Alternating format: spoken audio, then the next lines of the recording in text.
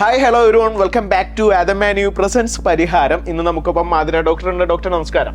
Doctor, നമുക്ക് ഇത്തവണ വന്ന ഒത്തിരി മെസ്സേജുകൾ ഒന്നാണ് പോസ്റ്റ് നാറ്റൽ ട്രീറ്റ്മെന്റിനെ കുറിച്ച്. അത് ആയുർവേദത്തിലേക്ക് വരുമ്പോൾ നമുക്ക് എത്രത്തോളം ഫലപ്രദമാവും എന്നുള്ളത് സംശയമായിട്ടാണ് ഒരുപാട് പേര് ഇത്തവണ അത് ചോദിച്ചിരിക്കുന്നത്. ശരിക്കും ഒരുപാട് പേരുടെ ഒരു സംശയമാണ് പോസ്റ്റ് നാറ്റൽ ട്രീറ്റ്മെന്റ് ചെയ്യേണ്ട ആവശ്യമുണ്ടോ, അതെന്താണ് ഇത് ചെയ്താലുള്ള ഗുണം എന്നുള്ളത്. അപ്പം പ്രസവശേഷം ഉള്ള ബുദ്ധിമുട്ടുകൾ, ഒരു അമ്മ നേരിടുന്ന പല ബുദ്ധിമുട്ടുകളുണ്ടാവും. പ്രധാനമായിട്ടും വാദം കൂടുന്നത് കൊണ്ടുള്ള ബുദ്ധിമുട്ടുകളാണ്. ചിലപ്പോൾ ഉറക്കക്കുറവ് വരാം, കുഞ്ഞിനെ മുലയൂട്ടുന്നതിലുള്ള ബുദ്ധിമുട്ടുകൾ ഉണ്ടാവാം, പിന്നെ അവരുടെ ശരീരത്തിലെ വ്യത്യാസങ്ങൾ കൊണ്ട് തന്നെ കുഞ്ഞിന് കോളിക്ക് പോലത്തുള്ള ബുദ്ധിമുട്ടുകൾ ഉണ്ടാവാം. അപ്പോൾ ഇതിനെല്ലാം പരിഹരിക്കുന്നതിനായിട്ടാണ് നമ്മൾ പോസ്റ്റ് നാറ്റൽ കൊടുക്കുന്നതിൻ്റെ പ്രാധാന്യത എന്ന് പറഞ്ഞാൽ. അപ്പോൾ അതിന് വേണ്ടിയിട്ട് പ്രധാനമായിട്ട് നമുക്ക് വേദഗുളികൾ, പണ്ട് മുതലേ നമ്മുടെ നാട്ടിൽ ആചരിച്ചു വരുന്നൊരു കാര്യമാണ് വേദഗുളിക്കുക എന്നുള്ളത്. കിഴികളുണ്ട്, പ്രധാനമായിട്ടും ഇലക്കിഴിയാണ് നമ്മളിതിൽ ചെയ്യാറ്.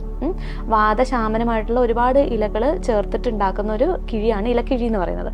അപ്പോൾ അത് ധന്വന്തരം പോലത്തുള്ള എണ്ണകളോട് ചേർത്തിട്ട് നമ്മൾ കിഴി കൊടുക്കുന്നത് ഈ വാദശാമനാർത്ഥം എന്നൊരു രീതിയിലാണ്. അപ്പം പേഷ്യൻറ്റിന് അത് വാദവൃത്തി കൊണ്ടുണ്ടാകുന്ന ബുദ്ധിമുട്ടുകൾ കുറച്ച് കൊണ്ടുവരാനും ഒക്കെ നല്ലതാണ്. ഇതിന് ശേഷം റെജുവിനേറ്റിംഗ് ആയിട്ടുള്ള കാര്യങ്ങൾ നമുക്ക് ചെയ്യാം. അതായത് ഞവരക്കിഴികൾ പോലത്തുള്ള കാര്യങ്ങൾ അവസാനം, ട്രീറ്റ്മെൻറ്റിൻ്റെ അവസാനത്തോടു കൂടി ചെയ്യാവുന്നതാണ്. നിങ്ങൾക്കുള്ള ആരോഗ്യ പ്രശ്നങ്ങൾ എന്താണെങ്കിലും നമ്മുടെ ഇൻബോക്സിൽ പങ്കുവെക്കാവുന്നതാണ്. അതിന് പരിഹാരത്തിലൂടെ ഞങ്ങൾ ഉത്തരം നൽകുന്നതായിരിക്കും.